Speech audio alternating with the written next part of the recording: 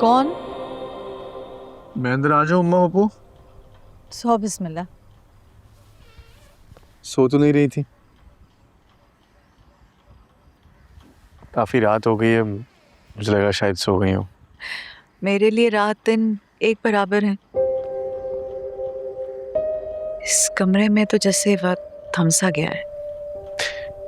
तो अगर आप इस कमरे से बाहर जाएंगी तो क्या जिंदगी चल पड़ेगी? जिनके साथ जिंदगी गुजारनी थी वो कहीं खो गए। यहाँ इंसान खुद को खो देता है और आप दूसरों की बात कर रही हैं। खैर, आपको पता है कि अम्मा मेरी शादी कराना चाह रही हैं। तो मैं नहीं करना चाहता हूँ शादी। माना कि मैंने अपने आप को कई सालों से इस कमरे में बंद किया हुआ है, लेकिन अगर तुम अपने आप को बर्बाद करना चाहते हो तो ये तो मैं नहीं देख सकती। देखिए, मैं आपके पास इसलिए आता हूँ क्योंकि आप मेरे मसले समझती हैं।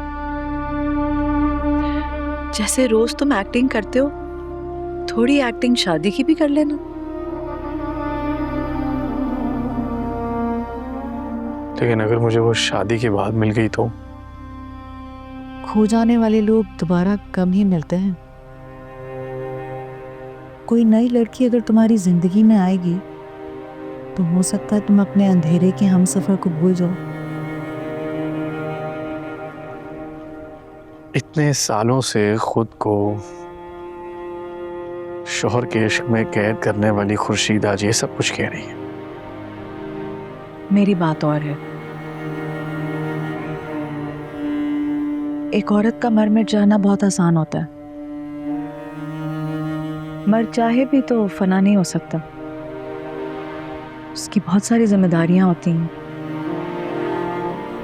जिंदा रहने की बहुत सी मजबूरियां होती हैं। मुझे तो समझ नहीं आ रही क्या हो रहा है। कोई मेरा दुख दर्द समझ ही नहीं रहा। अरे तो ये डॉक्टर भी पता नहीं छुट्टियों से वापस कब आएगा। यही तो था आज।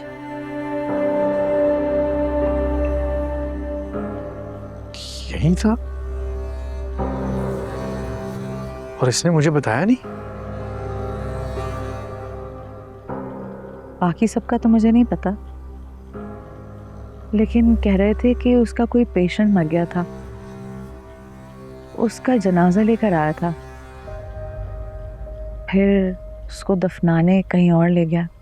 जनाजा? कह रहे थे उसकी बेटी भी शायद साथ थी।